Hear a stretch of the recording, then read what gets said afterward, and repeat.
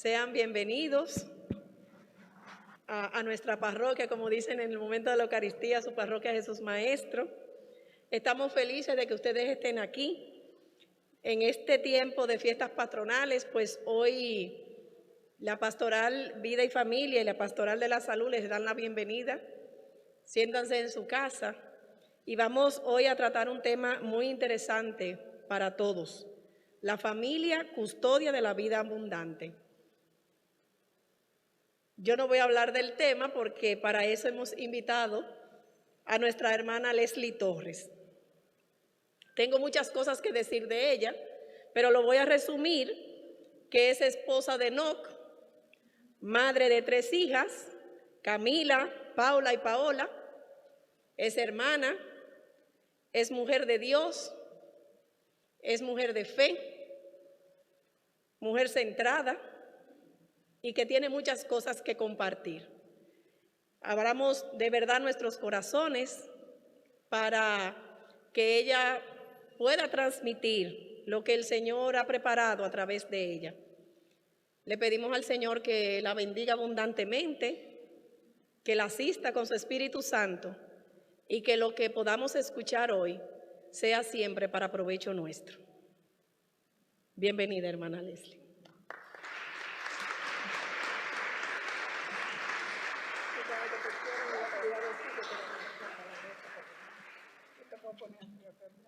Buenas noches, hermanos. Ella me mira con los ojos del alma, porque ella lo que no dijo, que todo lo bueno que pueda decir de mí es porque yo soy una hijita espiritual de ella. Ella ha sido mi acompañante espiritual varias veces. Así que, si digo un disparate también es culpa mía. Pues gracias, Padre Luca, gracias a la Pastoral de Vida y Familia y a la Pastoral de la Salud por la invitación. Como decía Nuris, esta soy yo, una madre, esposa, mujer comprometida con el Evangelio de la vida y la familia. A mí este tema me apasiona. Y puedo decir que no hay mucha gente que le apasione este tema, porque a la gente no le gusta ni escucharlo, mucho menos predicarlo. Pero me apasiona porque yo estoy convencida de que la lucha entre el bien y el mal de este tiempo se está jugando en el campo de la vida y la familia. Y si yo me quiero hacer llamar servidora de Dios, tengo que estar donde se está luchando la lucha en el bien y del mal. Y tengo para decirte que tú también estás llamado a eso. Dice el Evangelio de San Juan, y es lo que le da de alguna manera marco a esta charla, en el Evangelio de Juan capítulo 10, versículo 10, que Jesucristo, hablando a los suyos, les decía: yo he venido para que tengan vida y la tengan en abundancia. Y escuchar esta promesa es emocionante, ¿verdad? ¿Quién quiere tener una vida en abundancia? ¡Ay, pero qué bueno! Lo que pasa es que vaya usted a ver que cada uno de nosotros cree que es la vida en abundancia, ¿verdad? Pero cuando nos dicen vida en abundancia, levanten la mano, todo el mundo lo pone adelante. El problema es que, como dice el Papa Benedicto, vida en abundancia no es, como muchos piensan, consumir todo, tener todo, poder hacer lo que yo quiera, porque en ese caso viviríamos para las cosas muertas. Viviríamos para la muerte, dice Benedicto, no yo. Y sigue el Papa diciendo: vida en abundancia es estar en comunión con la verdadera vida, con el amor infinito. Así entramos realmente en la abundancia de la vida y nos convertimos en portadores de vida para los demás. Y en lo más hondo del corazón yo te pregunto, cuando nos dicen, ¿quiere vida en abundancia? Nosotros levantamos la mano. Pero la pregunta es, ¿realmente estamos viviendo para tener una vida en abundancia? ¿O estamos viviendo para la muerte? ¿Realmente estamos educando a nuestros hijos para una vida en abundancia? ¿O se los estamos dejando a su suerte en este mundo para que vivan para la muerte? Y hay muchos jóvenes aquí, me encanta ver jóvenes. Ando con mi hija mayor, con mi hermana, que son muy jóvenes y están aquí acompañándome. Y les decía yo el otro día a mi segunda hija, que tiene 16 años, le decía: más que preocuparme ustedes, me preocupan sus hijos. Lo que más me preocupan son sus hijos. porque yo no me imagino cómo va a ser esto. Y le digo a los jóvenes que están aquí hoy lo mismo que le dije a mi hija. Me preocupan ustedes, pero me preocupan más sus hijos, me preocupan más sus familias, me preocupan más el llamado que cada uno de nosotros tenemos para crear familias donde se custodie la vida de manera verdadera. Porque la familia es el lugar privilegiado para esto, para la comunión. La vida es el lugar privilegiado para conocer el amor infinito, para formarnos como portadores de vida a los demás. Y si el Señor se acercara esta noche y le preguntara a los hombres que están aquí, hombre de Dios, ¿es tu familia custodia de vida y abundancia? ¿Realmente?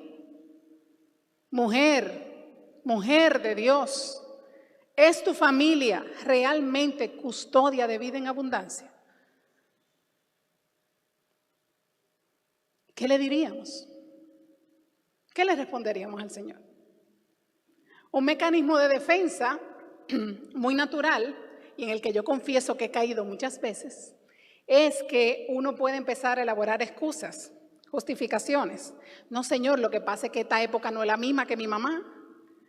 No es lo mismo criar ahora que criar antes. ¿Quién no ha dicho eso? Yo he dicho eso muchísimas veces. Es que esta es la peor época para criar.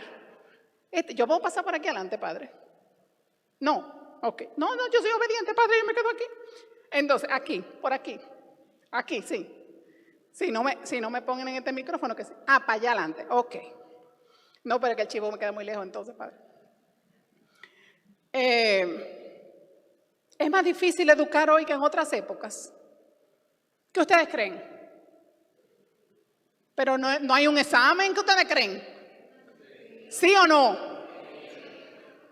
Cada época tiene sus desafíos, hermanos. Hasta hace poco tiempo, poquísimo tiempo, los desafíos para echar para adelante una familia eran la peste, la muerte prematura de uno de los padres, hasta por falta de un antibiótico se quedaba huérfana una familia. La violencia, la guerra, la falta de instituciones educativas que dieran soporte a la familia, la falta de escuelas. Y esos son problemas que para nosotros, por lo menos lo que vivimos lo que en este sector, en esta parroquia, en esta realidad que nosotros vivimos, esos son problemas superados. ¿Es o no es? Es más, tenemos hasta la misma iglesia, la pastoral social sale a nuestro encuentro, hay muchos más recursos. El desafío que nosotros tenemos hoy es otro. Es que la sociedad contemporánea ha perdido el sentido de lo que es la familia. Nosotros hablamos de familia, analizamos la familia. La familia se ha convertido en un tema político. Analizamos la familia desde el punto de vista psicológico, legal, pero nosotros no entendemos lo que es la familia. Es más, no entendemos nada. ¿Qué es la familia? ¿Qué es el hombre? ¿Qué es una mujer? ¿Cuál es el propósito de la sexualidad? Muchachos, ¿cuál es el propósito de la sexualidad? ¿Por qué no está bien matar a un bebé en el vientre de su madre? Cosas obvias que nos vemos en la necesidad de explicar hoy. Y todos los que llegaron hace unos minutos nos veían allí, hablando, estábamos el padre Lucas, el grupito ahí hablando, y hablábamos de esto, de lo difícil que es explicar cosas obvias. Eso es muy difícil, porque antes, de que es una mujer, tú te mirabas en el espejo y decías, ok, ya, yo soy una mujer. Y se paraba en un hombre, ahí, ya, se acabó. El propósito de la sexualidad, la unión de los esposos, la procreación de la familia, la vida sagrada, era muy obvio. Y todo esto que es obvio, hoy no lo entendemos, y lo que no se entiende es muy difícil de vivir y mucho más difícil de defender y de proteger. La familia es custodia de vida abundante. ¿Pero qué es la familia? ¿Qué es la familia? Si yo me atrevo a preguntar aquí, ¿qué es la familia? ¿Qué me dirían? ¿Sabe por qué hay ese silencio? Porque no nos atrevemos casi. Un valiente aquí. Es el núcleo de la sociedad, correcto. Y si fuéramos a decir, vamos a definirla, ¿qué es la familia? Cada vez más nos cuesta definirla. Y las generaciones más jóvenes le han presentado tantos tipos de familia que ya ni saben cómo lo van a definir. Muy difícil. Pero hay una realidad fundamental, nosotros somos seres familiares. El ser humano recibe la vida y da la vida y la comparte en una relación de afecto. Sin familia, el ser humano no puede sobrevivir, por eso es la base de la sociedad. Porque si nosotros cogemos un niño, el ser humano nace extremadamente prematuro. El ser humano cuando nace no es capaz de valerse por sí mismo, contrario a otros animales. Necesitamos el útero de la familia que prolongue el útero de la madre, para que en el amor, en el cuidado, en la provisión, el ser humano pueda llegar en algún momento, años después, a ser autosuficiente. La familia no la hemos inventado nosotros, no es un invento de los cristianos. Por eso los cristianos, por más moderno y por más progresista que nosotros nos pongamos, no estamos autorizados a cambiar algo que no lo inventamos nosotros. La familia es una realidad natural. Hemos sido creados así, hombre y mujer. Y la naturaleza lleva a que un hombre y una mujer se atraen, entran en una relación, desarrollan un proyecto de vida en común, con vocación de estabilidad, y cuando estas dos personas se unen, hay algo que es de extremo interés para la sociedad, que son los hijos. Por eso, esa es la familia. Miren, lo que yo estoy diciendo, hablábamos aquí ahora mismo en República Dominicana hay leyes que se están discutiendo en nuestro Congreso, no en Estados Unidos, no en Italia, no en España, en República Dominicana. Ahora mismo hay leyes antidiscriminación, hay leyes de ciberdelitos que se están discutiendo que hacen que si yo doy esta definición que voy a dar ahora, yo pudiera coger 4 años de cárcel. Y si el padre Lucas se para aquí, o el padre Irwin, o el padre Irwin se para aquí y dice esto, también pudieran coger desde el púlpito 4 años de cárcel. Pero la esencia de la familia, gústenle a quien le guste, es natural. Un hombre, una mujer y un niño o un potencial niño. Esa es la familia. Cuando un hombre y una mujer se unen, sucede esto, que es de interés para la sociedad. ¿Por qué? Si no hay niños, no hay futuro para la sociedad. Si no hay vida, no hay futuro para la sociedad. Y es por eso que desde mucho antes de la era cristiana, las sociedades, las tribus, los clanes se daban cuenta que esta realidad natural, hombre, mujer, niño, era necesario para la perpetuación de su sociedad y desde siempre ese trinomio se ha protegido. Los clanes, las tribus, los imperios, desde siempre, desde antes de la era cristiana, ha protegido la familia porque es de altísimo interés para la sociedad. Si los seres humanos naciéramos en conucos, ¿qué habría que proteger? Los conucos. No habría que proteger los matrimonios. Pero como los seres humanos nacemos en el seno de un matrimonio, la sociedad, si no se quiere suicidar, si no quiere acabar a sí misma, tiene que proteger el matrimonio. Por eso, el hecho de que los estados y que la iglesia salga y decimos, pero la iglesia sí rinde, los obispos sí molestan, cuánto periódico, cuánto Twitter, cuánta cosa, cuánta cámara cogen los obispos con este tema, ¿por qué es que ellos están obsesionados con eso? Y nos dicen una serie de cosas. ¿Por qué? ¿Por qué? La razón, ahí mi madre, pero yo estoy muy atrás del tiempo, tiene que ver con que otro tipo de relaciones, y aquí pudiera caer presa también, la relación entre dos hombres o entre dos mujeres no da lugar a la vida. Y por eso esta es la que hay que proteger. Y con esto, hermanos, yo no estoy negando la realidad de que hay algunas personas, hermanos nuestros, que se sienten atraídos hacia personas del mismo sexo. No estoy negando esa realidad, que sabemos que existe desde siempre, que la escritura lo atestigua, que la literatura lo atestigua. Lo que estoy diciendo es que la sociedad no tiene que proteger este tipo de relación, igual como no regula la relación en una comunidad por más que nosotros no queramos. El hecho de que dos personas se quieran no quiere decir que esa unidad hay que protegerla, porque mi compadre Robert está ahí y yo lo quiero muchísimo, pero la sociedad no se mete en eso. nada más se mete en el gordo ese bello que está ahí adelante. Miren qué pose, porque con ese gordo que está ahí, lo más bello que hay en este templo, y yo, hay una unidad que es de interés para la sociedad. Aunque Robert y yo no queramos mucho, aunque Nuri y yo no queramos mucho. Sin embargo, hermanos, vemos que cada vez más la familia va perdiendo fuerza en la sociedad. Cada vez va siendo más atacada. ¿Y por qué se debe esto? Esto se debe a una corriente ideológica y esto no es un cambio social espontáneo. No lo es. Esto es un cambio social, esto es ingeniería social. Esto es coordinación social.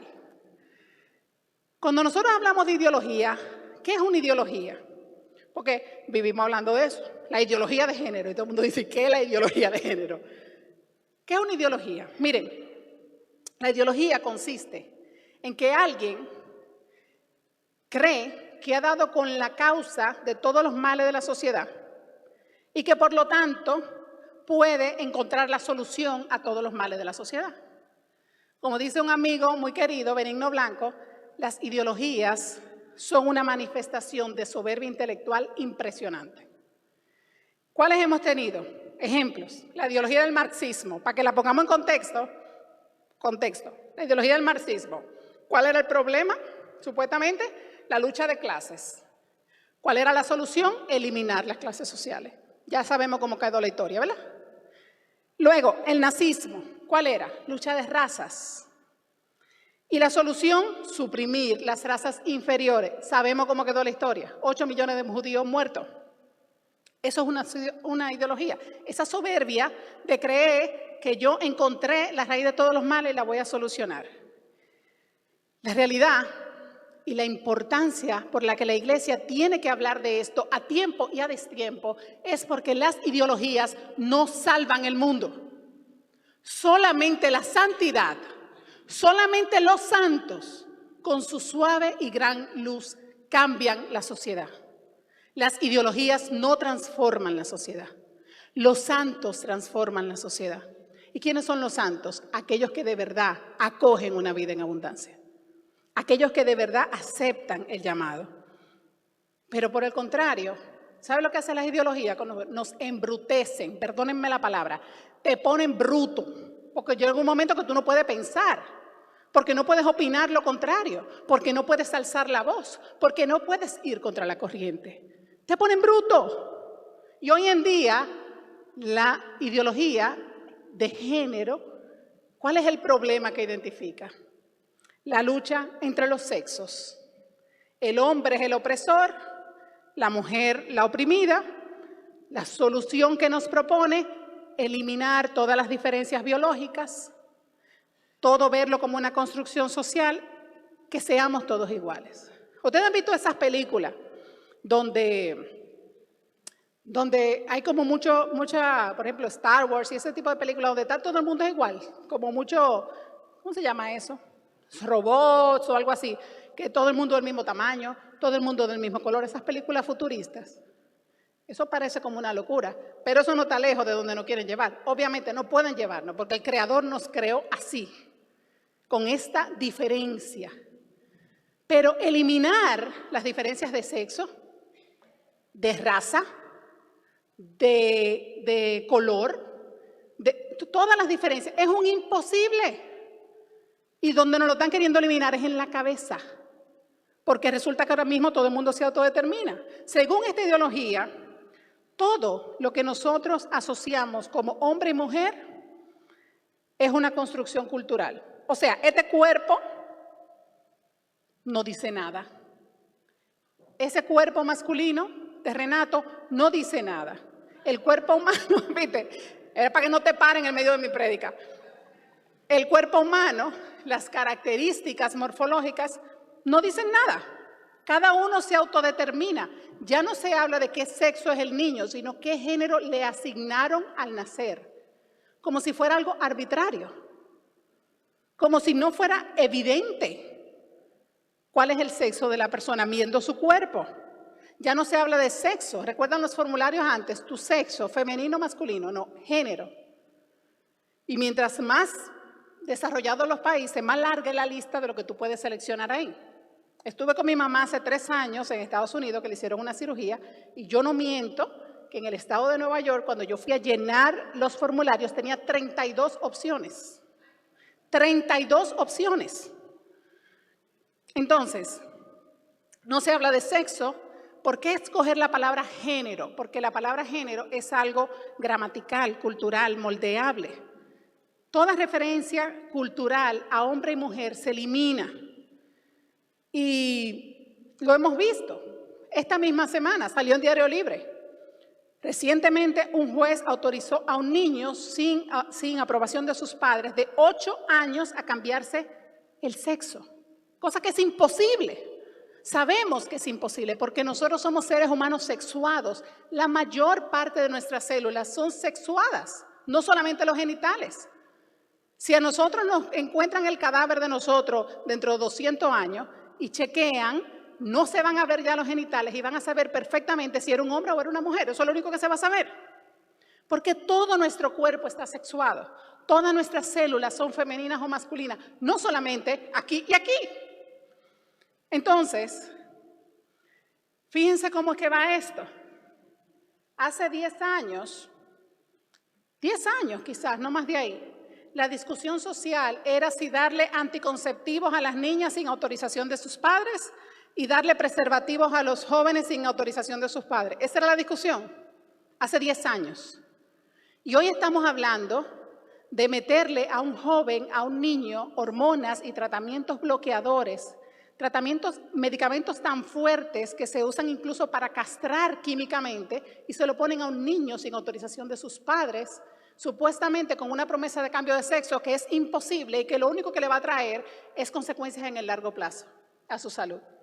Irreversibles, consecuencias irreversibles.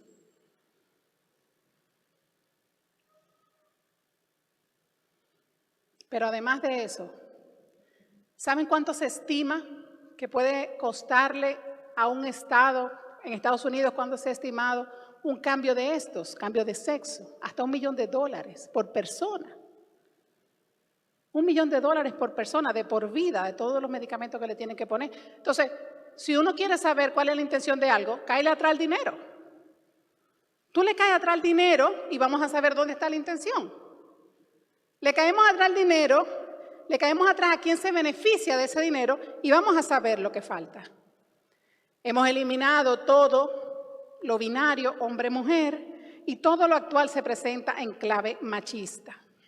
Todo es machista. Se busca deconstruir la masculinidad. Hoy en día, cada vez más los hombres son los discriminados. Yo no sé ustedes, yo tengo 3 hembras, un varoncito en el cielo, pero yo no hubiera querido que a mi varón me le deconstruyan su masculinidad, ni a mi marido tampoco. No quiero que a mi esposo no quiero que me hablen de nuevas masculinidades, ni de nuevas feminidades.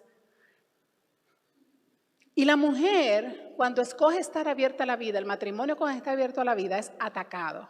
No sé si ustedes vieron lo que pasó ayer con Amelia Vega y Al Horford. Anunciaron su 5º hijo y da pena los comentarios que se leyeron en redes sociales ayer y antes de ayer. ¿Y cómo se hace esto? Deconstruyendo todo. Primero el lenguaje, todo lo que de la forma la cultura, 4 patas: lenguaje, religión, leyes, moral. Lo que está bien está mal, la religión, el lenguaje. Aquí vemos el lenguaje inclusivo, el todes y todas estas cosas. Y como la maternidad es una opresión, entonces, ¿qué tenemos que hacer con la pobre mujer? Desoprimirla y tenemos que permitirle no solamente el aborto, sino financiarlo por el Estado. Eso es lo que está pasando. Pero ¿saben lo que pasa? Que si nosotros no lo entendemos, nosotros nos despistamos. Si nosotros no entendemos de dónde salen estas cosas, nos despistamos. Y esto es la parte que a la gente no le gusta predicar y que a la gente no le gusta escuchar. Y eso es lo que hace que gente entrara ahí, viera de qué estamos hablando y saliera por esa puerta en este momento, aquí, ahora mismo. ¿Por qué no queremos escuchar esto? Pero si no hablamos los cristianos, hablarán las piedras. Hablarán las piedras. Hermanos,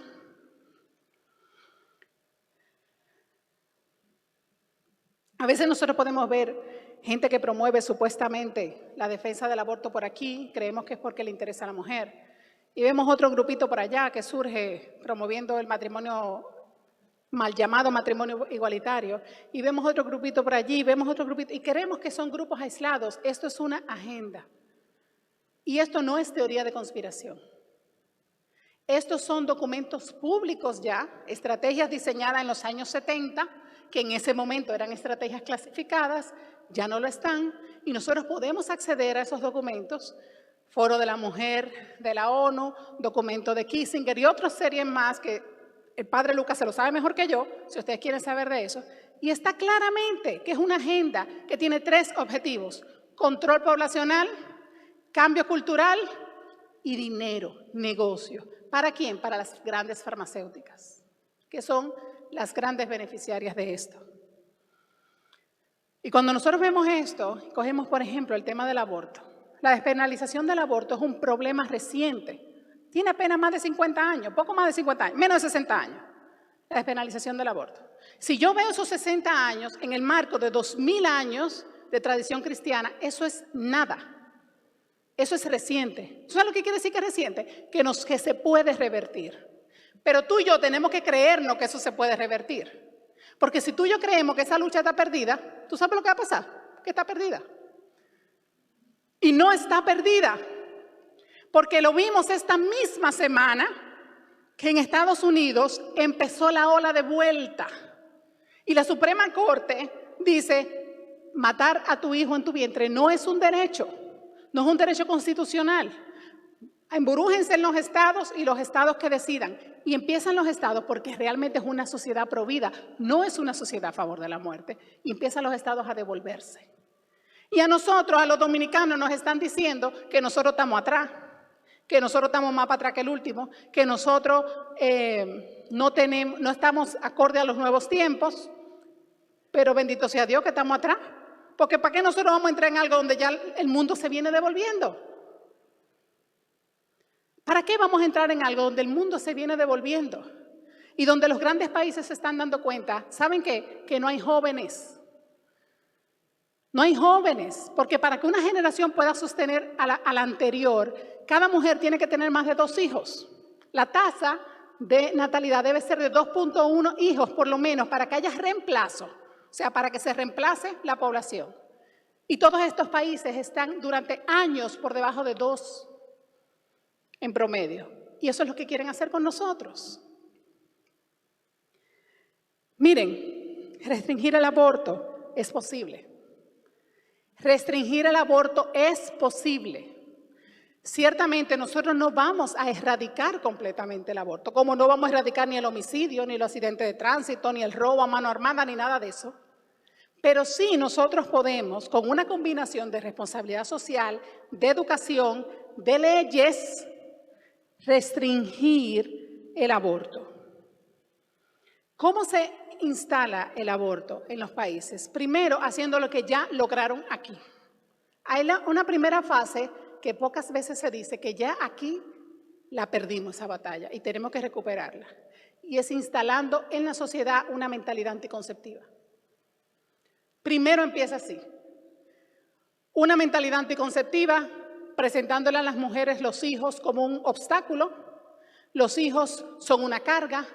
Los hijos son un problema para tu desarrollo profesional, para tu desarrollo emocional, para tu desarrollo como mujer. Los hijos son una opresión y la mujer misma empieza a recogerse. Las familias mismas se cierran a la vida.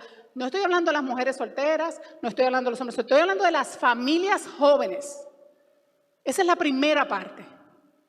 Porque ya la vida no se ve como un bien, como un regalo, como un tesoro.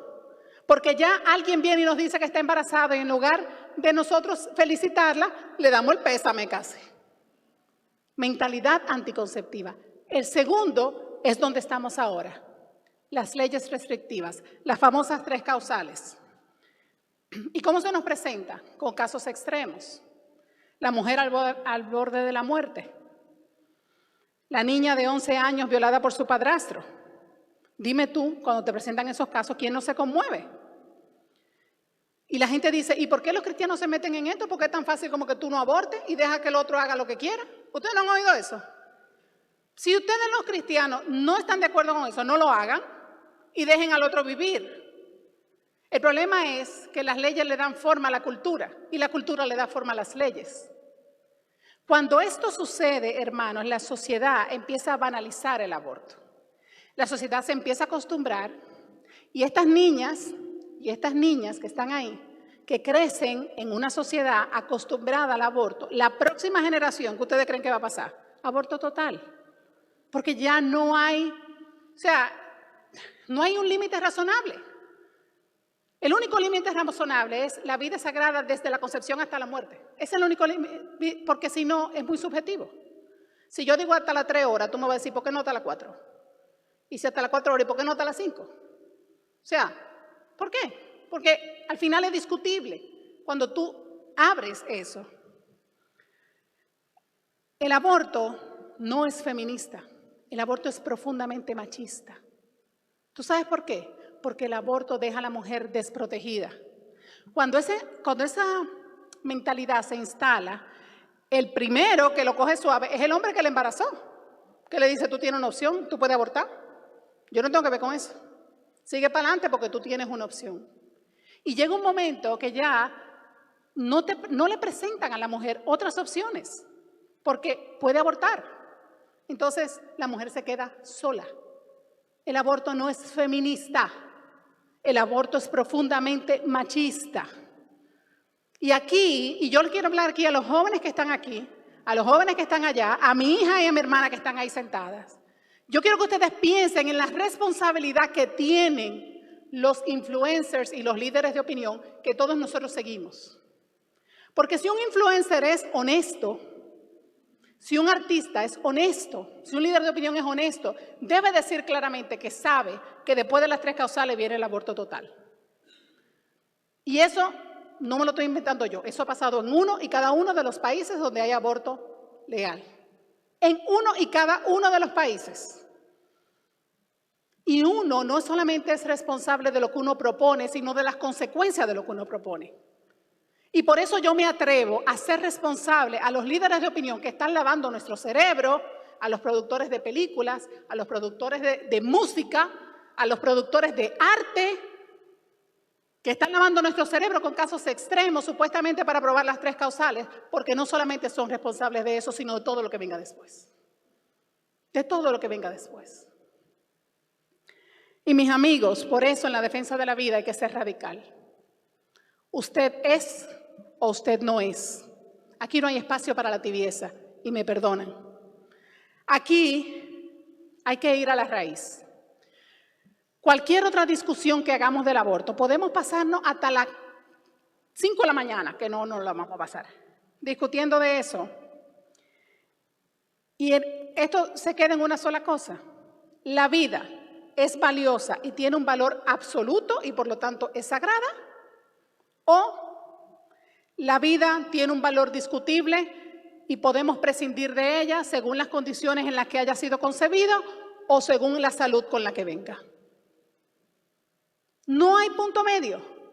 O la vida es sagrada o no lo es. Porque no puede ser que una vida sea menos sagrada que otra.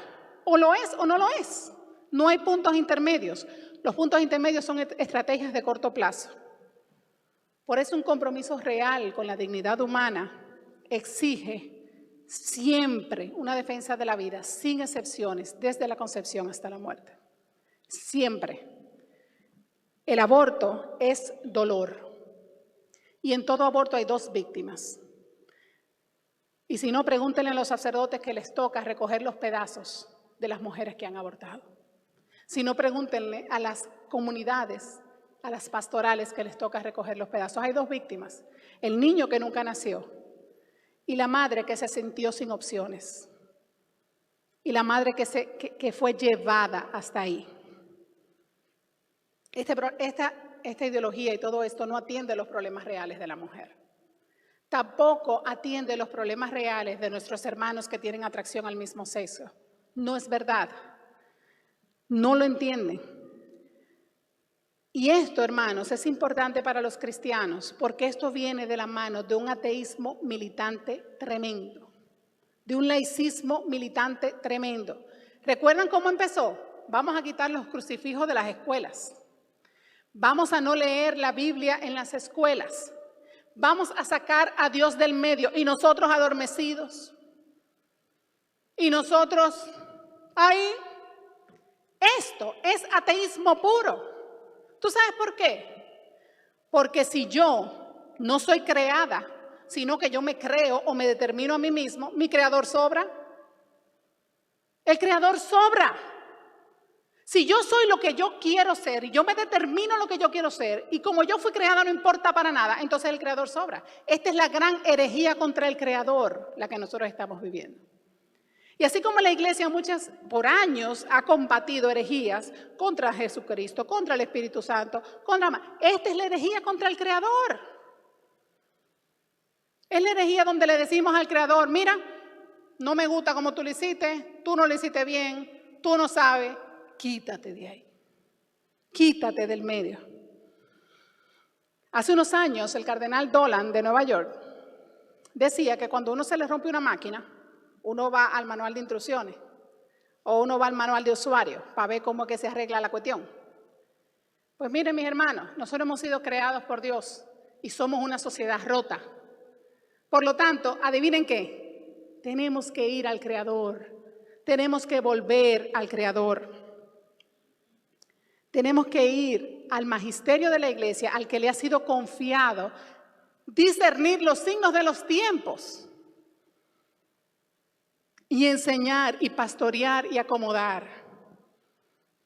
Piensen en esto.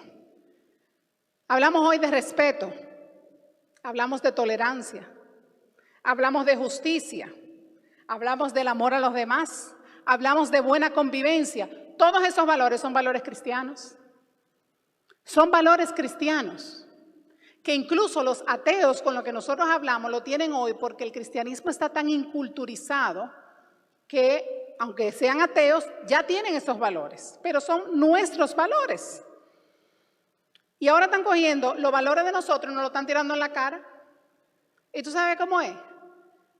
Nosotros somos los retrógradas.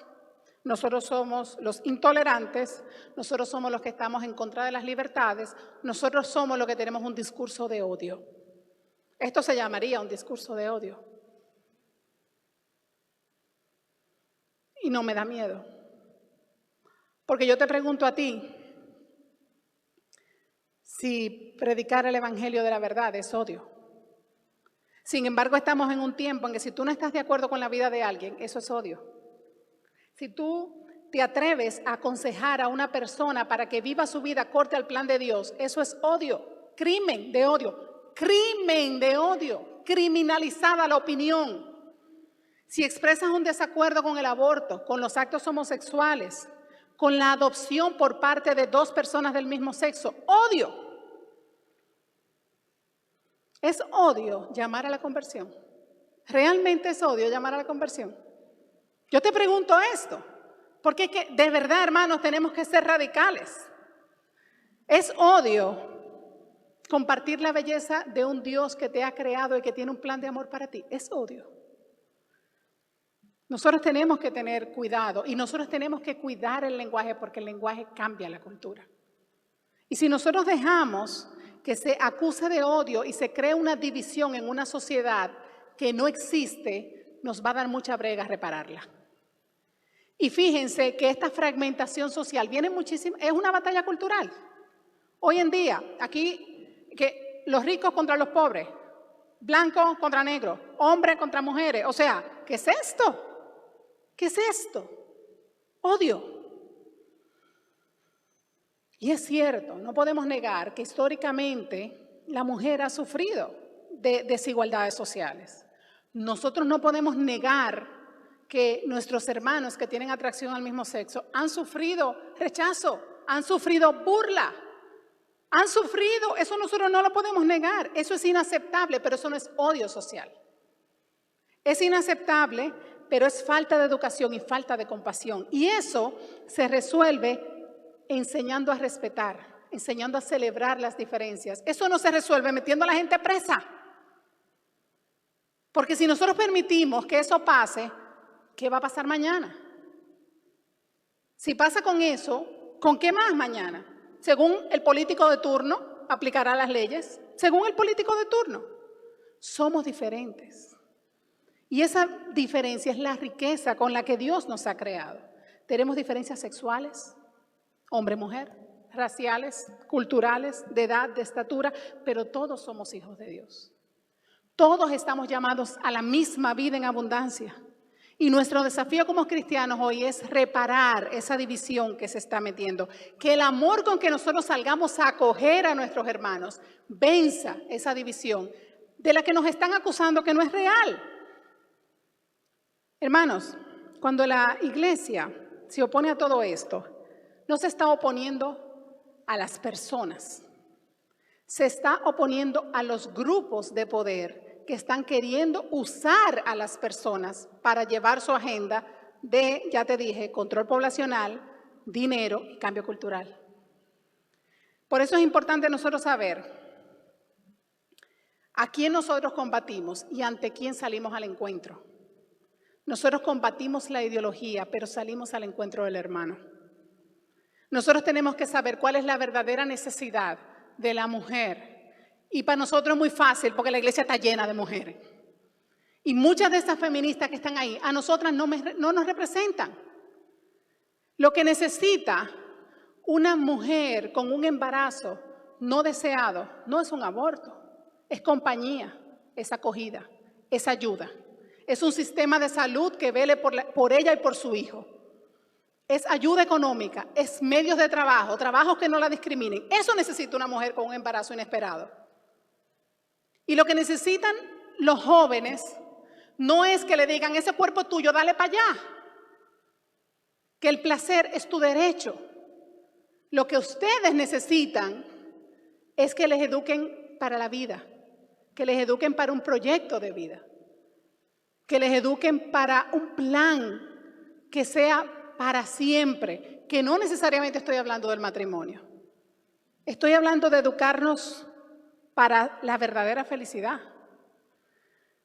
Lo que necesita un hermano con atracción al mismo sexo no es simplemente que lo llenen de pastillas y que lo llenen de tratamiento y que le prometan un cambio que es imposible. No necesita leyes necesariamente que creen privilegios o grupos especiales. Necesitan acogida. Necesitan que la comunidad cristiana le extienda los brazos. Necesitan pastores. Necesitan lo mismo que tú y que yo. Lo mismo. Porque la diferencia es que probablemente el pecado de nosotros es privado y el de otro es público. Pero pecadores, todos, pecadores perdonados, como dice el Papa Francisco. Todos llamados a vivir una vida de castidad, cada uno en su lugar, cada uno en su realidad de vida. Todos llamados a la santidad, todos llamados a la realización, todos llamados a la iglesia que es madre y es maestra, todos llamados al cuerpo de Dios. Hermanos, hoy en día defender la vida y la familia no es solamente defender una cosa buena, es entrar en el núcleo, como decía yo al principio, de la batalla entre el bien y el mal. Y yo te digo por qué. Porque está en juego la felicidad de nuestros hijos. En la familia y en la sexualidad está en juego la felicidad de nuestros hijos. En la elección, en las decisiones de vida, está en juego la felicidad de nuestros hijos. Por eso es importante que nosotros nos informemos, nos formemos y nosotros actuemos. Nosotros tenemos que ser capaces de argumentar, no desde la fe, sino desde la razón, aunque con la fuerza del Espíritu Santo.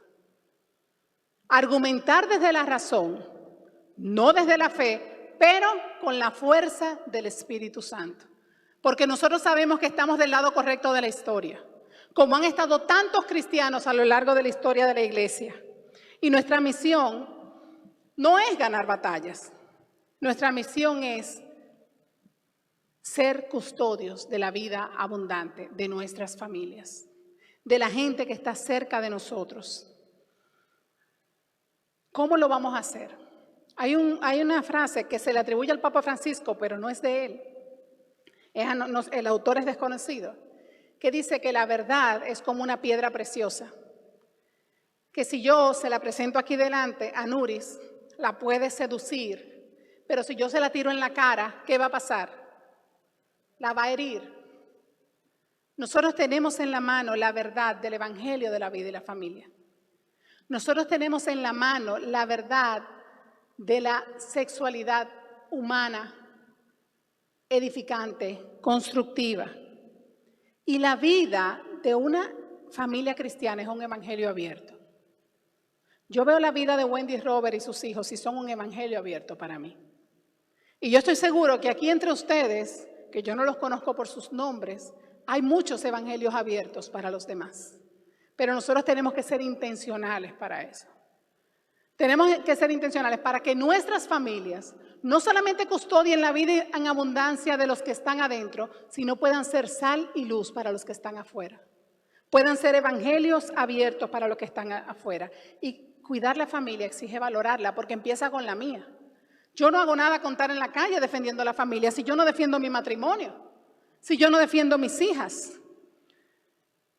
Cuidar la familia exige, y ya le he hablado mucho a los jóvenes, ahora le hablo a los adultos, a enseñar a las nuevas generaciones a no tener miedo a un compromiso estable.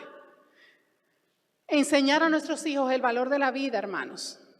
Atrevernos a decirle a nuestros adolescentes, yo espero que te guardes para el matrimonio, pero si no te guardas y viene un embarazo inesperado, tú cuentas conmigo.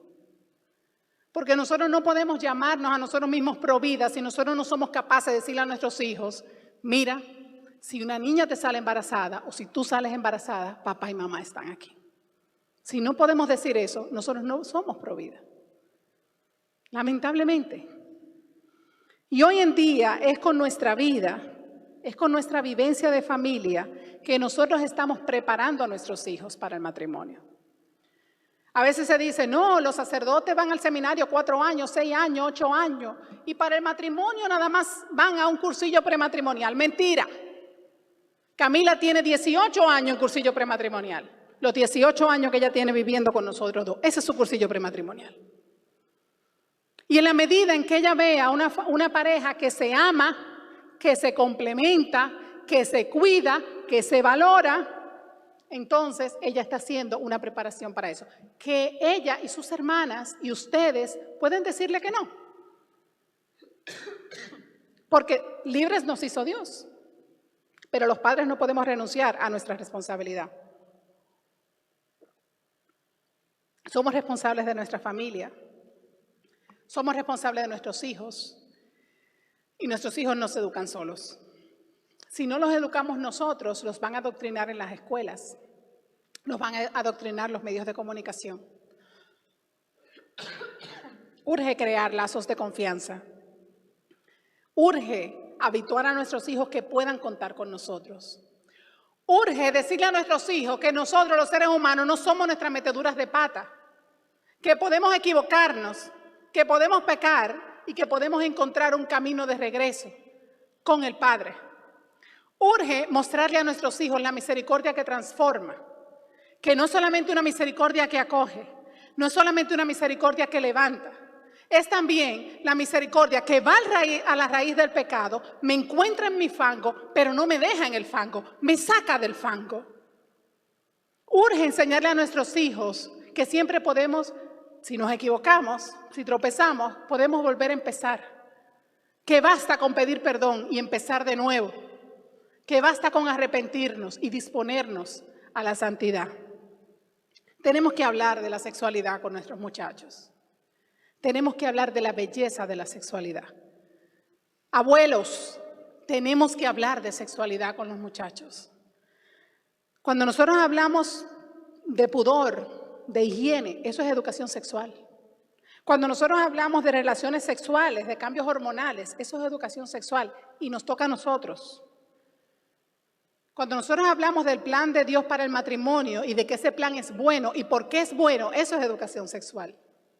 Cuando nosotros hablamos de la complementariedad de los sexos y nosotros nos alabamos mutuamente y nosotros decimos delante de nuestros hijos, qué buen equipo somos tu papá y yo, la verdad que somos el final. O sea, cuando nosotros hacemos a que nuestros hijos se den cuenta de que hay conversaciones que fluyen mejor con mamá y hay conversaciones que fluyen mejor con papá.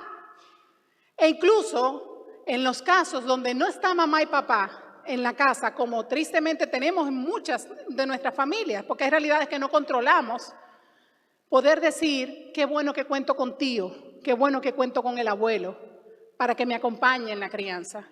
O si es un hombre que está criando solo, qué bueno que cuento con la tía, qué bueno que cuento con la abuela.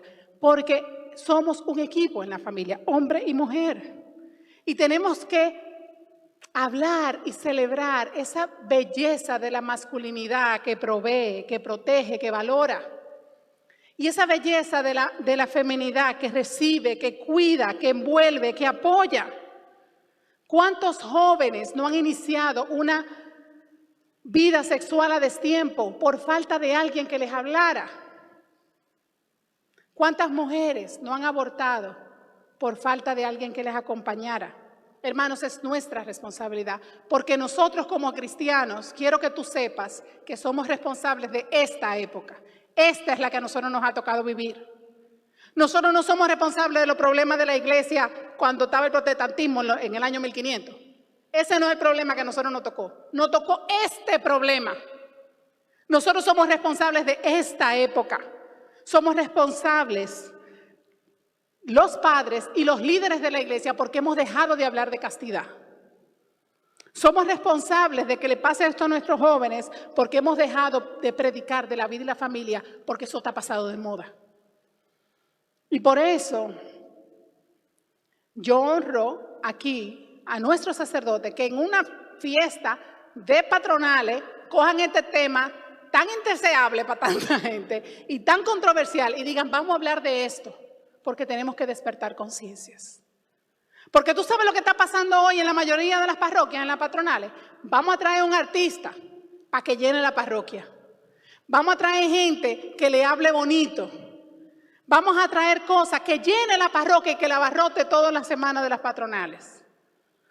Pero de esto, hablar en unas patronales, dichosa la parroquia Jesús Maestro. Dichosa la parroquia Jesús Maestro.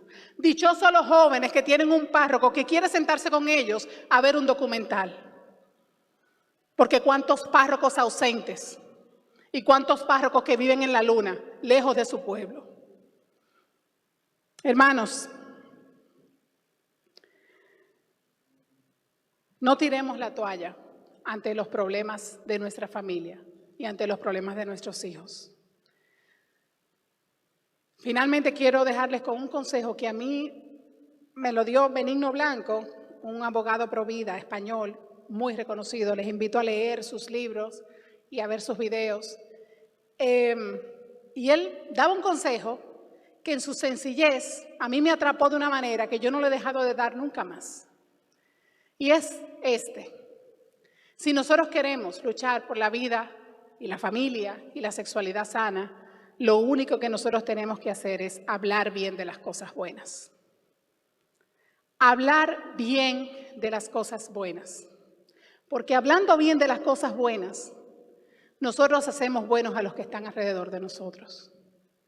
Hablando bien del matrimonio, hablando bien de las familias numerosas, hablando bien de una mujer que le dice sí a la vida, hablando bien de los jóvenes que deciden contracorriente vivir en castidad.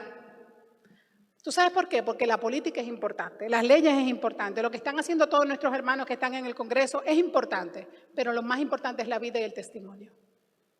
Y cada uno de nosotros tenemos más influencia en nuestro círculo que la que tiene el Papa, que la que tiene el Padre, que la que tiene Monseñor Masalles, que la que tiene Monseñor Osoria. ¿Ustedes saben por qué? Porque los queremos y porque nos quieren y porque estamos cerca.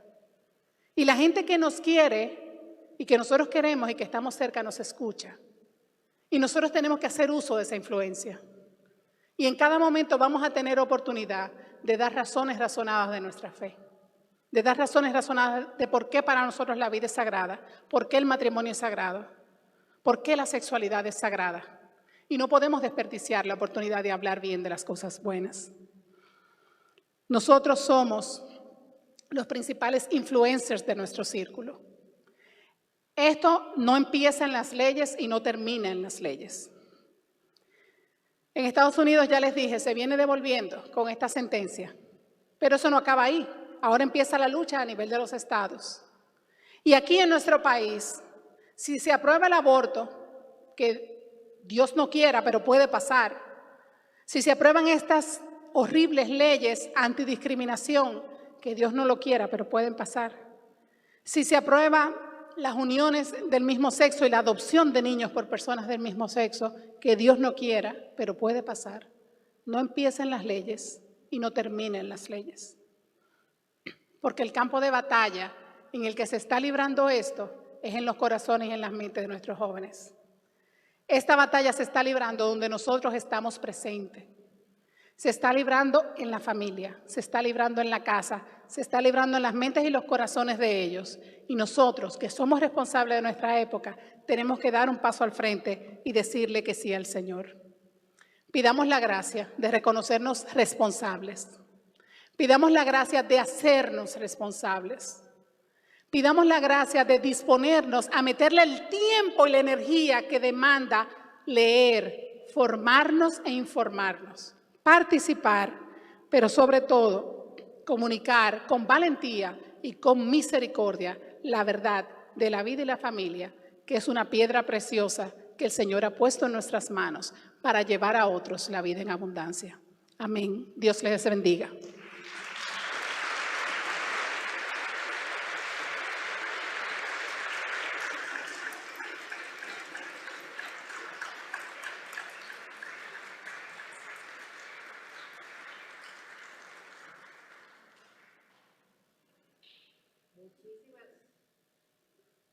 Muchísimas gracias, Leslie, por esta conferencia, por esta charla que nos has dado en esta noche sobre este tema tan importante para las familias que en este tiempo en el que estamos con esta lucha campal que tenemos.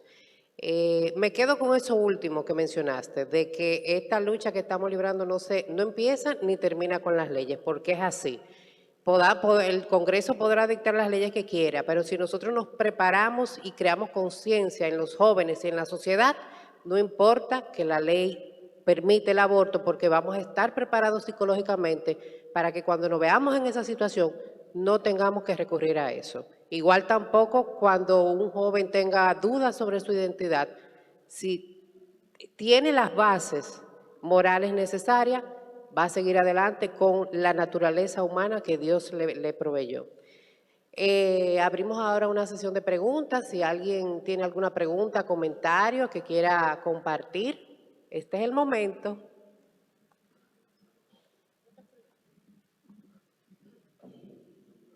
Gracias, muy bueno el tema, muy instructivo.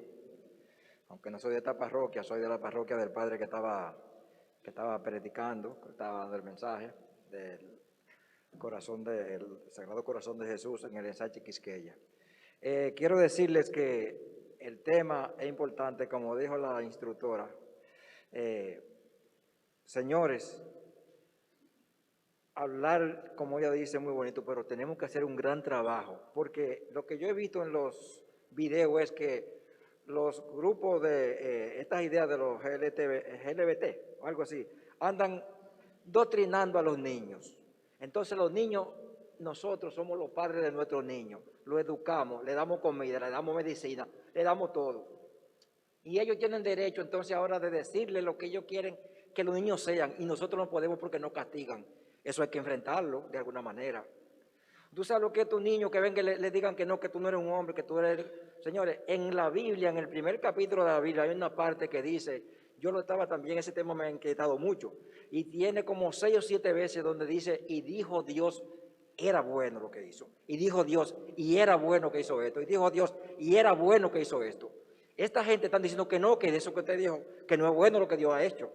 Entonces nosotros tenemos que agarrar a esos niños que tenemos en nuestras casas y en las catequeses de las iglesias. No sé si es bueno o es malo para las cosas, porque como hay tantas prohibiciones, de nada eso es malo. Pero tú sabes lo que es que tú agarres a esos niños desde 7 años y empieces a explicarle que como Él vino, como Dios lo hizo, que es lo mejor, y que tenemos miles de años siendo así, y que eso no lo puede cambiar nadie porque se pierde todo eso. Y todo eso que te instruyó debemos nosotros empezar en nuestros hogares, en la catequesis, como dijo los abuelos, y explicarle a los niños. Si ellos lo están haciendo, nosotros tenemos derecho, porque yo soy que alimento a mi niño, yo soy que le doy comida, yo soy que lo mantengo hasta que ellos, entonces ellos le pueden decir y ponerlo y cambiarlo, yo no le puedo decir, no, es así la regla desde que nacimos en la tierra. Entonces, ese tema, y hay varios temas más como ese, que nosotros debemos incluirle a los niños, para nosotros también, entonces hay que enfrentarlo de alguna manera, porque si no, como dijo ella, entre 10 años, no sabemos lo que tenemos, entre 10 años de familia. Así es que, ya te sabes, gracias.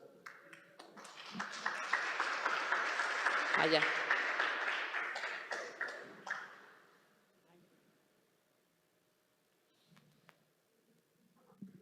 Buenas noches y gracias por su entrega. Me quedó una pequeña duda cuando usted dijo que hay que discutir desde la razón y no de la fe. O sea, cuando yo entro en una discusión con un hermano que sea pro LGTB o pro aborto, yo no puedo mencionarle a Dios. O sea, yo sé que debo instruirme, de acuerdo a lo que usted me dice, desde la razón. O sea, la razón me va a dar la verdad. Pero mi confusión es por qué no puedo mencionar a Dios en una discusión pro vida. Qué buena pregunta. Mira, todo depende. Vamos a discernir en el ambiente en el que estemos. Si naturalmente yo estoy en una pequeña comunidad y estamos en la comunidad y estamos hablando entre cristianos y no entendemos, que aquí entra el tema, otro tema, que es cómo nosotros los cristianos nos aproximamos a la enseñanza de la iglesia. Porque como estamos en este tiempo de la rebeldía, a veces no estamos de acuerdo con lo que enseña la iglesia, pero no buscamos con un espíritu genuino entender por qué la iglesia enseña lo que enseña. Entonces, si estamos en un ambiente de comunidad, si tú estás discutiendo con un hermano, claro que vamos a hablar de lo que la iglesia nos enseña, porque es nuestra madre y maestra. Ahora, si yo voy a dialogar con la sociedad, si yo estoy dialogando con unos amigos, si yo estoy en una cena, si yo estoy en el salón de belleza, si yo estoy hablando con una persona que no cree o con las amigas de mis hijas, yo tengo que hablarle desde la razón. ¿Por qué? Porque al final los argumentos cristianos le dan más fuerza, pero los argumentos razonables, la lógica basta. Entonces, si tú a una persona que no tiene la base cristiana le vas con argumento cristiano, te va a subir los vidrios. Pero el valor de la vida no depende de la fe. La relación natural de la familia no depende de la fe, no se la inventaron los cristianos. La apertura a la vida, el reemplazo poblacional, hay una cantidad de argumentos lógicos, razonables y sociales, por eso hay tantos ateos pro vida. Tanta gente que es pro vida y que está a favor de la familia y no es cristiana. Entonces, digámoslo así, los argumentos razonables, la razón y la lógica bastan para tener una discusión. Entre cristianos, la razón moral y lo que el Espíritu Santo nos ha enseñado y lo que enseña la iglesia, pues nos da mucha más fuerza. No sé si el Padre quiere aportar algo más de eso. ¿Oyó la pregunta? Ok. Ajá. Él preguntaba por qué yo decía que argumentábamos desde la razón, no desde la fe, pero con la fuerza del Espíritu Santo. Y él me decía, ¿por qué no voy a poner los argumentos de la fe? Y yo le decía, bueno, porque con el mundo vamos a dialogar desde la razón.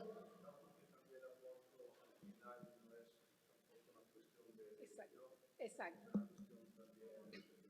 Sí, lo que dice el Padre es real. Cuando hablamos del aborto, el aborto definitivamente no es un tema religioso. El aborto y el matrimonio no son temas religiosos, son temas éticos, morales, naturales.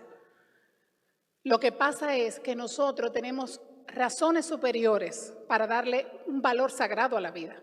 Razones superiores para darle un valor sagrado al matrimonio. ¿Ok? Más preguntas. Joven, su exponencia me dejó completamente perplejo. ¿Cómo me gustaría volver a escuchar de nuevo en otra ocasión esta hermosa exponencia? Y creo que así la mayoría lo habrán sentido también. Me dejó boca abierta. Gloria a Dios. La mayor parte de esta ponencia tiene 3 fuentes a las que ustedes pueden acudir. Se la voy a enviar a Nuris. Una es el cardenal Sara, Amoris Laetitia, y las enseñanzas de Benigno Blanco y Agustín Laje. Hay dos cursos que están gratuitos en YouTube de la Fundación Palabra y Vida de Benigno Blanco. Son 4 o 5 charlas espectaculares. Fórmense, infórmense y actúen. Que cuando uno siente la seguridad sobre las cosas, uno se atreve a abrir la boca cuando ya tú estás convencido, pero tiene que hacer el trabajo interno de convencerte primero. Gracias, hermano. Gloria a Dios.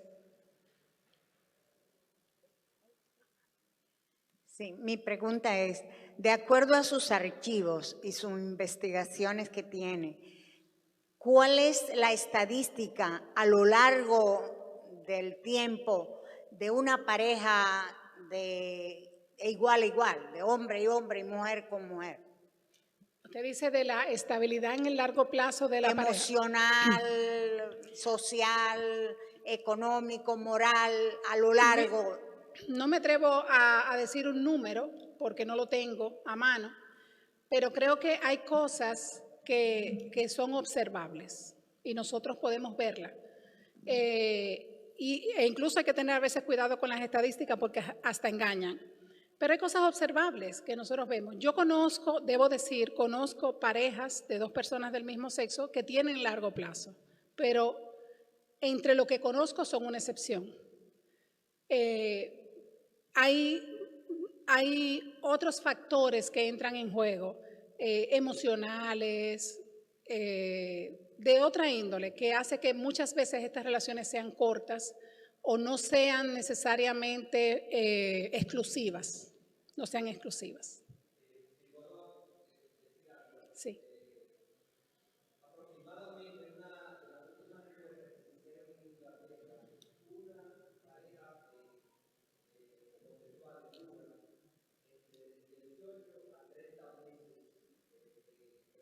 Ah, bueno. Uh-huh.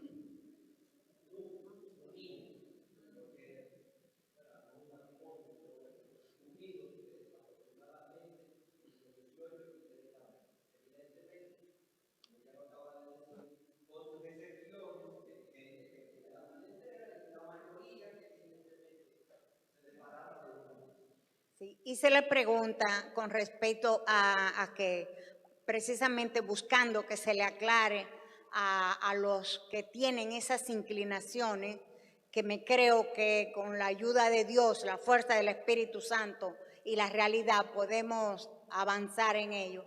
Pero la estadística y lo que vemos es muy tóxica, terminan casi todo asesinándose o terminan frustrados porque no es lo real, eso no fue lo que Dios creó y para nosotros como cristianos estamos conscientes de que un hombre tiene sus verdades y una mujer tiene su verdad que está hablando de lo que es, pues lo contrario no termina bien.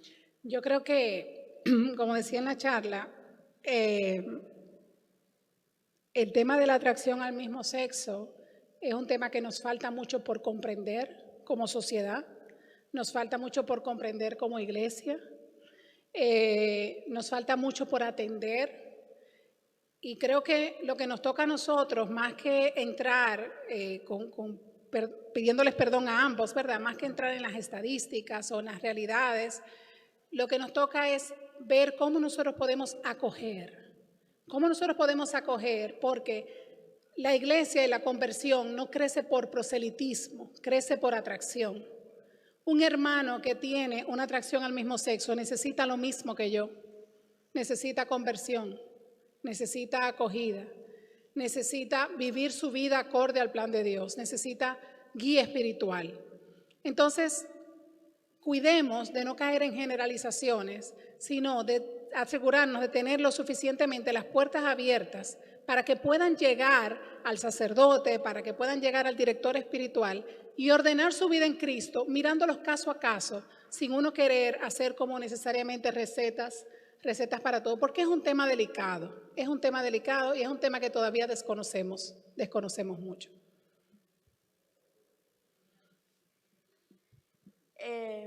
Yo soy una persona joven, obviamente.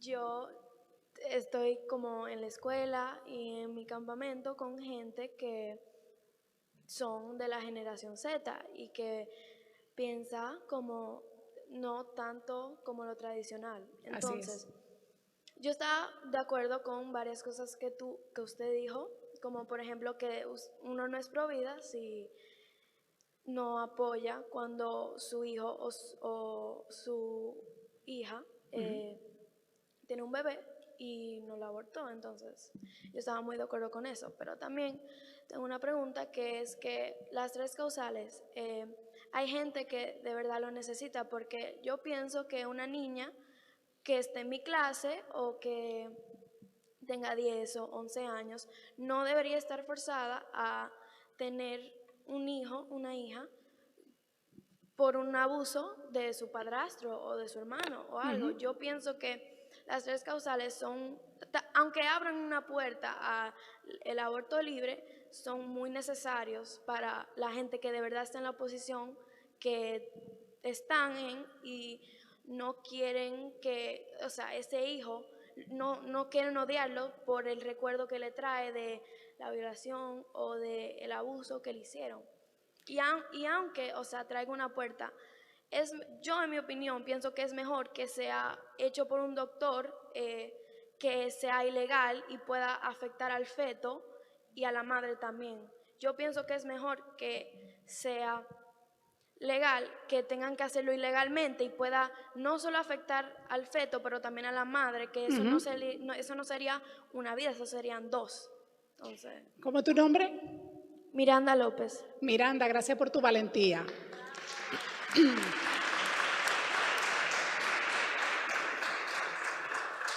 Gracias por tu valentía, porque hay que ser muy guapo para en este foro hacer esa pregunta. Y me encanta esa pregunta, porque no tuve el tiempo de hablar de las 3 causales. Pero como estamos en pregunta, ahora yo me voy a explayar. No, mentira, porque el padre me dé permiso. Fíjate, Miranda, entiendo tu punto cuando tú dices, ok, es que eso abre una puerta, pero hay una realidad de la mujer que está viviendo esto. Voy a tratar de pasar bien rápido por las 3 causales y me pongo a la orden del padre Luca y de ustedes para tener luego una reunión con los jóvenes, con la generación Z y responder todas sus preguntas más a fondo. Pero vamos a ver rápidamente las 3 causales. Una causal que se habla mucho es la causal en caso de violación. Amén de lo que ya yo he dicho, del absoluto de la vida, ¿verdad? De que la vida tiene un valor absoluto. Cuando nosotros hablamos de hacer un aborto en caso de violación, estamos dejando fuera muchos aspectos de la discusión. La primera es que estamos imponiendo la pena de muerte sobre el inocente cuando el culpable se queda ileso. De hecho, muchas veces el aborto a una niña de 11 años, una compañera tuya del colegio, que esté siendo abusada de su padrastro, el aborto lo que contribuye es a tapar el problema y a devolver a esa niña al lugar donde está siendo abusada. Entonces, ¿qué pasa? Una niña que ha sido abusada, una mujer que ha sido abusada, y sobre todo donde es más visible es en un caso como el que tú pones, que hay incesto o que hay violación dentro de la familia, es más grave, porque sabemos que las violaciones con violencia física, el porcentaje de embarazo es muy bajito, por razones biológicas de la mujer, por razones biológicas de los mismos violadores, etc. Pero sí, cuando hay una niña que está en una casa y el abusador está presente y es reiterado el abuso, pues la probabilidad de embarazo es mucho más alta. ¿Cuál es el camino aquí? Primero, ver el problema. ¿Cuáles son las causas que están llevando a esto? Esa niña, su problema ya fue abusada y esa niña fue violada. Y yo someterla a un aborto no la va a desviolar, al contrario, Miranda, ¿tú sabes lo que va a hacer? Va a añadirle un trauma sobre otro trauma. Las mujeres que conocemos de aborto, que hemos acompañado mujeres que han abortado, vemos cómo esto destruye. Y eso tiene una razón biológica, no es una razón religiosa. La razón biológica, no sé si aquí hay algún médico que quiera soportar esto, es que el sistema hormonal de tu cuerpo se prepara completo para recibir una vida cuando tú estás embarazada. Y cuando esa vida es arrebatada de ti, de una forma violenta, de una forma cruenta, tu cuerpo sufre. tus hormonas se desbalancean, tus emociones se descontrolan, tu psiquis se descontrola. Poco se habla del síndrome posaborto, pero es real. Entonces, a un abuso, a un trauma, nosotros añadimos otro trauma.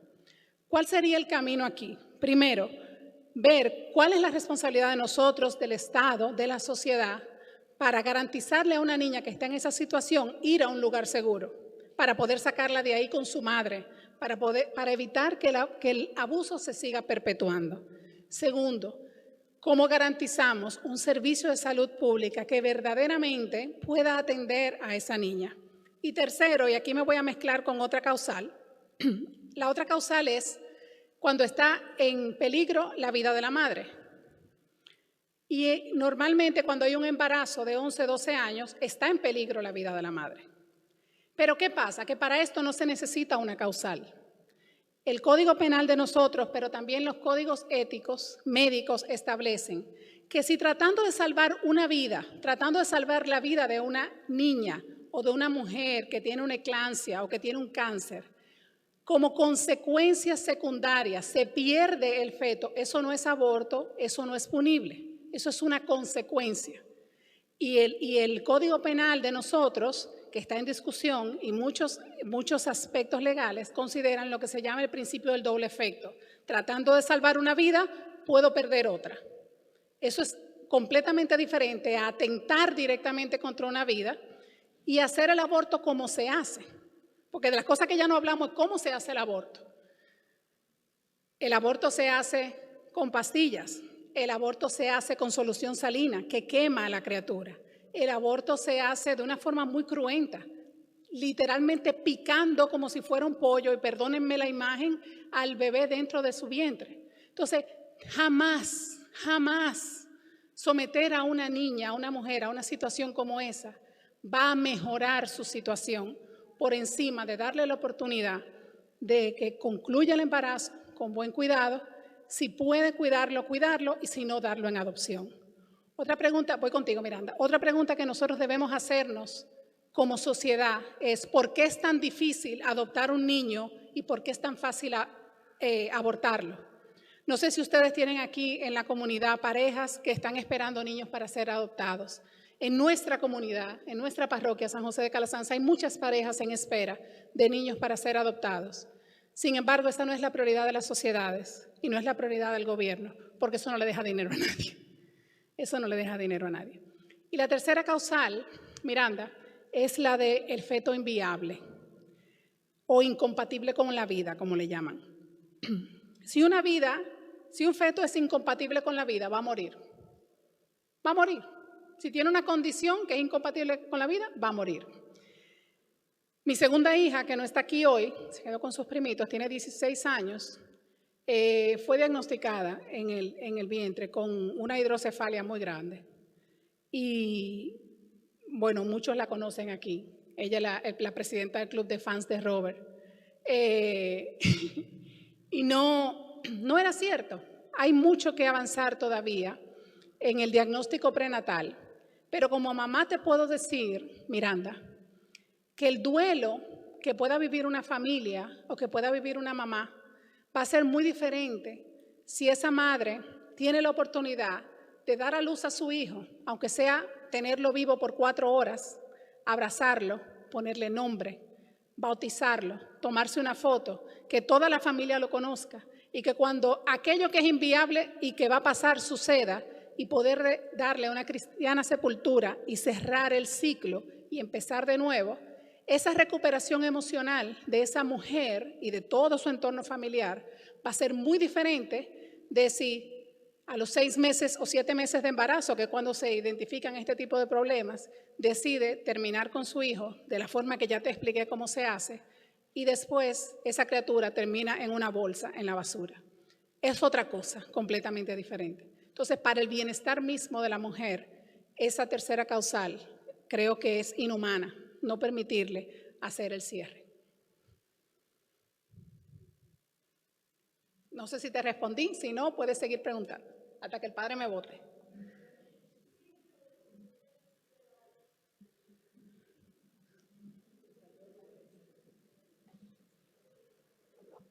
Sí, me respondiste muy bien, en verdad. O sea, me abriste la mente a otras posibilidades porque no le estaba viendo así. Pero yo no sé, o sea, yo personalmente, si a mí me hacen ese tipo de abuso, yo no me quisiera tener los 12 meses con un bebé que yo ni siquiera quería, que fue impuesto,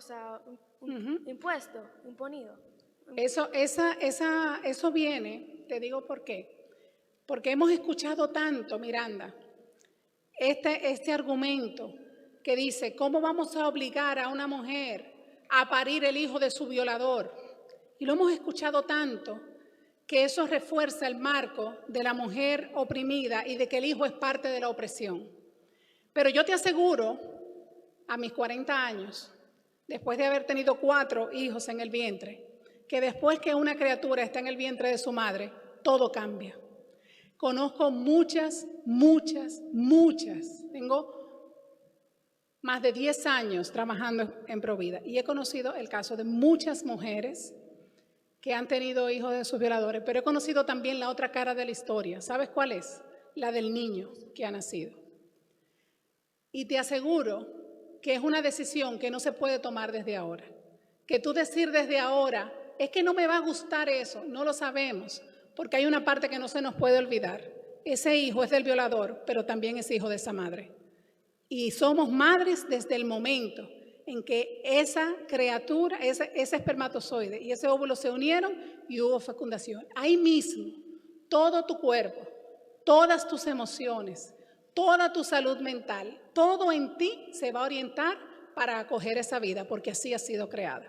Así que no lo sabemos, pero espero que nunca pase. Y si nos pasa, lo importante a nosotros, si pasa en un caso cercano a nosotros, que podamos ser instrumentos para acoger, para acompañar, para no dejar sola a una niña que tenga que hacer lo que está moralmente bien y después poder seguir su vida. Y lo que está moralmente bien, aunque sean 9 meses difíciles, es dejar nacer esa vida y después darla en adopción. ¿Tenía alguien más por aquí? Gracias. A ti, Miranda. Seguimos hablando. Podemos seguir hablando después.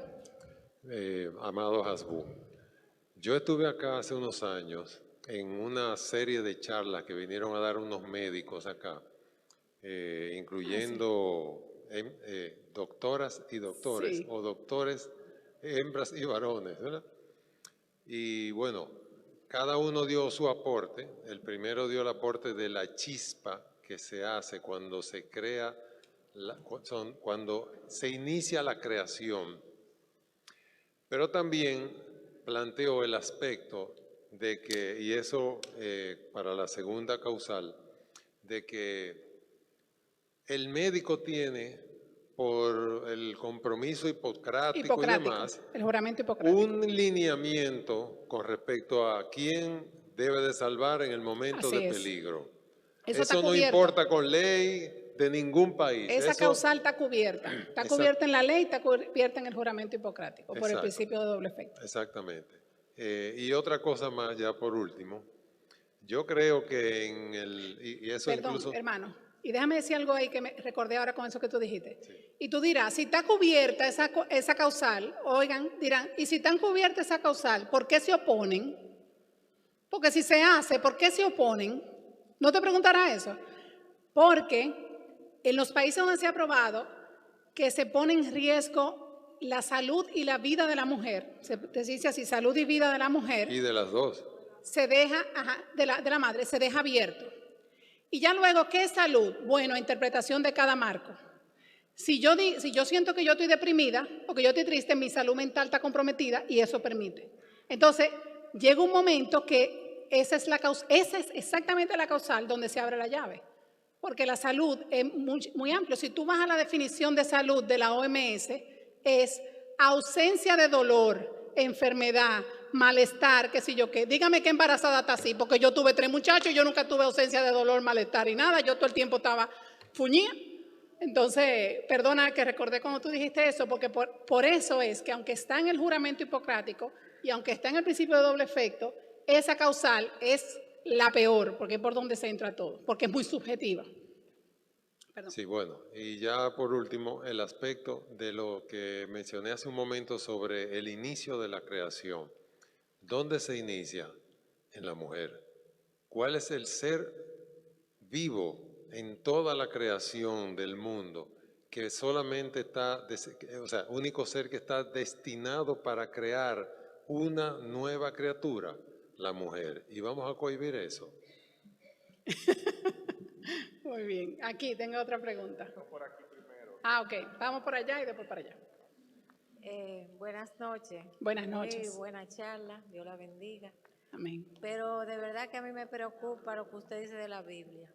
Yo no le escucho casi. Que me preocupa lo que usted habló de la Biblia. ¿Qué se puede hacer?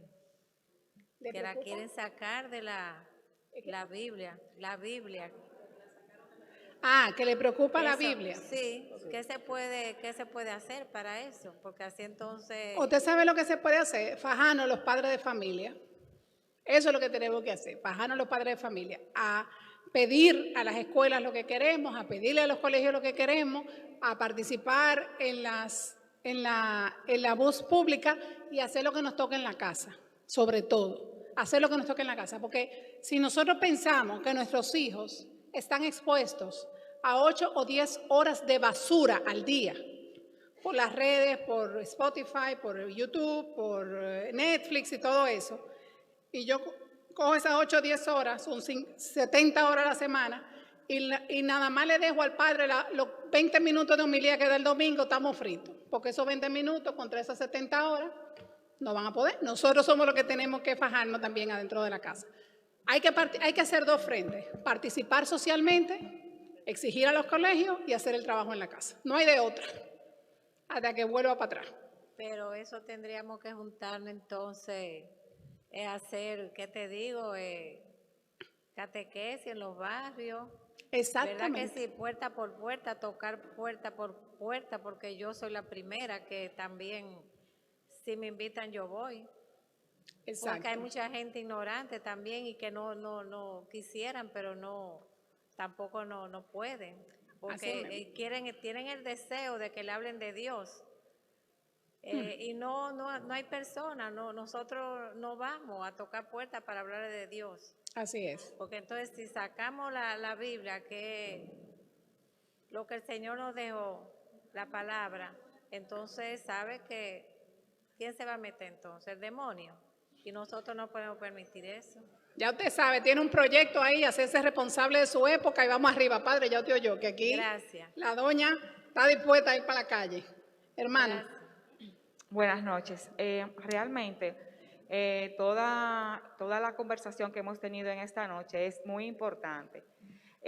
Yo recuerdo en un tiempo que yo escuchaba, y es un proceso histórico nuestro, cuando venían los procesos electorales, la campaña y no sé qué, se decía, bueno, mucha gente decía, yo no voy a votar, total, el que pongan ahí, yo voy a vivir igual, porque si yo no salgo a trabajar, en mi mesa no hay un plato de comida. Si yo no pago una escuela, mis hijos no van a la escuela. O sea que, por mí, yo no voy a votar. Entonces, yo siento que asimismo como en estos procesos electorales aparece gente indiferente, de que no me importa lo que está pasando porque eso no es conmigo. En estos procesos donde tenemos en juego los valores tan importantes como esto, como la vida, en todo el sentido de la palabra, siento que también hay una indiferencia. ¿Por qué? Porque tú escuchas gente que dice, pero déjenlo vivir, que sean felices. Pero déjenlo vivir, porque esa no es la vida mía. En mi casa, si uno sale así, yo lo mato. Entonces, ¿qué pasa? Decía Leslie, que le decía a Miranda, lo que pasa es que lo que se está escuchando, entonces se están escuchando muchas voces porque de alguna manera, o puede ser que en tu entorno familiar, pariente, amistad, tú tengas una persona que realmente esté en medio de este movimiento, de ese orgullo pride, de ser homosexual, de ser gay, de ser lesbiana. Entonces, hay que aclarar que hay que tener claro, si una persona es así y está en tu entorno familiar, social, parentela, escolar, universitario, laboral, no es que tú vas a coger y vas a odiar a esa persona, la vas a irrespetar, la vas a señalar, no es eso. A conciencia sabemos que la palabra es clara, hombre y mujer nos ha creado. No te estamos pidiendo que odie a esa persona ni que la condene. ¿Por qué? Porque esa es su realidad y un día se encontrará con Dios para esto. Y tú lo que puedes hacer es orar por esa persona. Que es algo muy diferente a tú decir que vivan felices. Yo lo apoyo. Si hay un matrimonio gay, yo voy porque es un primo mío que se está casando y qué sé yo, o sea, no es eso. Entonces yo pienso que en esa parte, Leslie que está activa en eso y hay un grupo bien grande luchando por la vida, que esa parte hay que buscarle una forma de contrarrestarla. ¿Por qué? Porque están dándole duro y están promoviendo y están ayudando a que eso sea así. Entonces, esto es lo que hay que hacer, entrar por donde se nos está desviando, y porque hay todavía mucha brecha. Gracias por su comparecencia de hoy. Gracias. Bien, gracias a todos. Con esto vamos a concluir y sabemos que... Un minuto, déjame responder esto a esta hermana, porque esto es importante. Tenemos gente que amamos de una forma o de otra que está teniendo un estilo de vida diferente al que nosotros consideramos correcto. Dos cosas ahí. La primera, nosotros tenemos que diferenciar muy bien la atracción al mismo sexo de los actos homosexuales. Los actos homosexuales son los que consideramos y sabemos que son desordenados porque no tienen apertura a la vida y porque son contrarios a la creación. La atracción al mismo sexo es una condición que no necesariamente la persona, digamos, la pone en práctica y por lo tanto no necesariamente está viviendo en una vida irregular. Pero como les dije ahorita, algunos de nosotros tenemos pecados públicos y otros tenemos pecados privados. Naturalmente, es muy difícil para nosotros normalizar una conducta, sobre todo ante los niños más pequeños. De repente lo que Camila puede entender a sus 18 años, los demás niños no lo pueden entender y hay conversaciones que todavía los niños no están listos para tener. Por lo tanto, no estamos en todos los foros juntos, pero seguimos siendo familia, seguimos siendo hermanos. Y definitivamente, la conversión y la atracción que nosotros podamos hacer hacia cualquier persona, siempre la podremos hacer mejor desde cerca que desde un brazo de distancia. ¿Eso quiere decir que yo voy a comulgar con ese estilo de vida? ¿Eso quiere decir que yo lo voy a celebrar? ¿Eso quiere decir que yo voy a ir al matrimonio? No, no necesariamente. Cada uno lo discernirá en su realidad, en su situación, y para eso vamos caso a caso donde el director espiritual. Porque en este tipo de cosas, esto es tan delicado, esto es tan nuevo, esto es tan difícil, que yo no creo que nosotros, y de hecho por eso la iglesia no te está dando un librito de que si esto pasa, haga esto, si esto pasa, no. El discernimiento del Espíritu Santo y el discernimiento del acompañante espiritual. Pero saber dónde acoger, dónde poner límites y saber diferenciar lo que es una atracción de una vida de pecado, porque son dos cosas diferentes. Entonces, hay muchos matices aquí que nosotros podamos ver. Es que hay situaciones de pecado que son las mismas o conductas que son igualmente reprochables si lo hace una mujer, si lo hace un hombre. Porque al final todos nosotros estamos llamados a la castidad. Todos nosotros estamos llamados a una vida ordenada. Entonces, si una muchacha, si una jovencita, una de mis hijas, Dios me libre, tuviera una vida desordenada, pero con varones, o sea, eso igual es desordenado. Porque ella está llamada a vivir la vida en castidad. El proyecto de Dios es otro. ¿Ok? Entonces, nada, creo que es importante no perder de vista esa misericordia que acoge y que transforma, porque solamente desde ahí nosotros podemos ser instrumentos de conversión. Si no, solamente nos podemos convertir en instrumentos de condenación y esa parte no nos toca. Bien, entonces muchísimas gracias, Leslie, por tus palabras.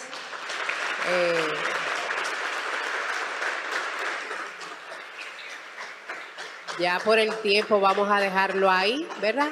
Aunque pudiéramos pasarnos la noche entera en esto, pero vamos a dejarlo ahí. Vamos ahora a pedirle al Padre Lucas que recemos un Padre Nuestro para despedirnos.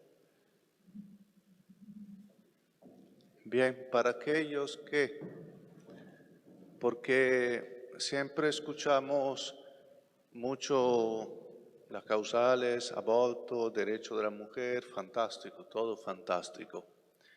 Pero escuchamos solo una campana. Aquello que quiere escuchar otras campanas, hay muchas pro-abortistas, muchas feministas que han pasado por ahí y que han hecho marcha atrás también.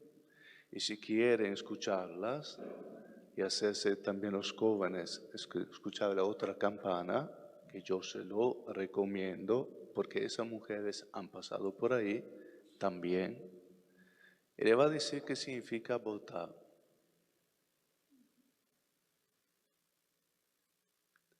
Por eso, si a alguno le interesa, yo tengo todo eso. Hay una que se llama María del Himalaya, que es fantástica, lo mejor. Basta que tú te escuches una charla también de ella y te vas a dar cuenta que significa abortar. Le voy a decir que la niña que abortan tiene un índice de suicidio mucho más alto que la niña que no aborta. Son más propensas a suicidarse. Estos datos no te lo dice nadie, porque no quiere que tú lo sepas. Pero hay datos claros, estadísticos, son hechos. Muchas veces nosotros no queremos escuchar los hechos, a nosotros nos gustan las palabras, pero las realidades. Y hay un hecho es que en el momento que se fecunda un óvulo, ahí hay un ser humano, porque hay un ADN único que no se repetirá. Y se comienza un proceso biológico que no acaba hasta que te mueras, independiente de la mujer.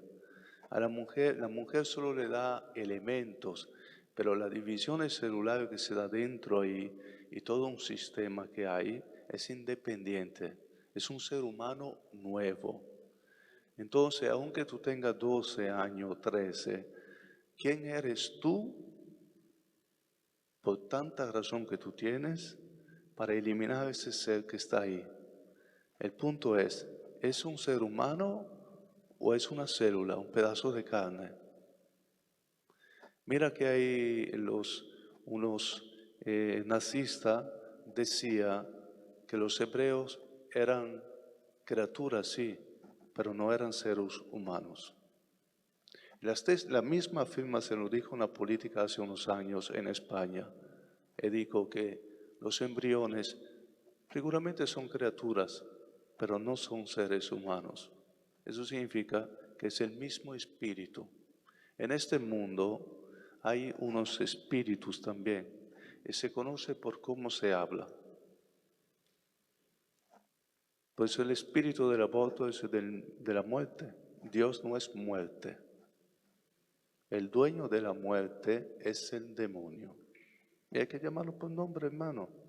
Por eso cuando tú abortas, tú escuchas el mismo diablo, como dicen los dominicanos, el mismo diablo tú escuchas. Porque Dios no nos ha creado para matar. No está en nuestro gene la muerte, no está. Estamos creados para la vida. Pero claro, cuando te predican mucho, te entra y te lo crees. ¿Sabe? Para convencer, para hacer ingeniería social, como también el actual COVID es una ingeniería social.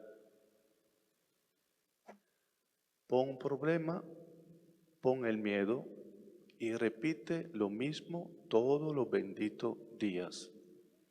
Y convencerá. Y cuando lo has convencido, dale una solución, la que tú quieres, no la que hace falta.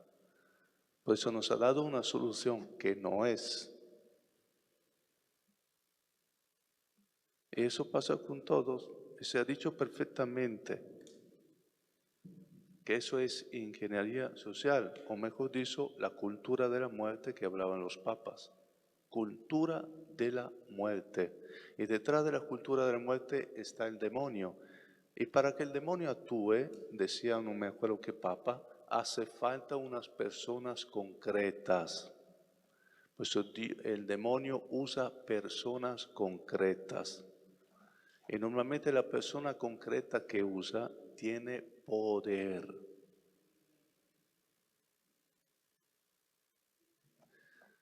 Por eso, si algún joven de verdad, en vez de ser tonto a veces o etcétera, quiere escuchar también, además de esto que se escuchó, también personas que han pasado por Clínica Bautista, que ha trabajado años y años, venga, que yo se lo voy a dar, para que se escuche también otra cosa.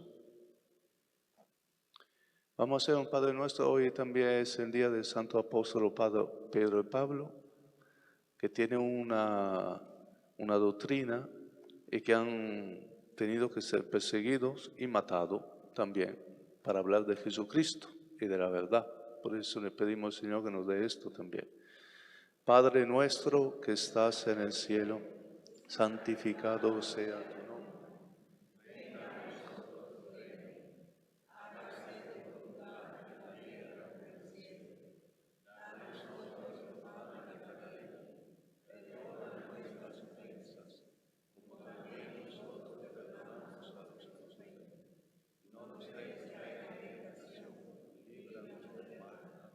El Señor esté con ustedes y la bendición de Dios Todopoderoso, Padre, Hijo y Espíritu Santo descienda sobre ustedes y permanezca para siempre. Buenas noches y pueden ir en paz.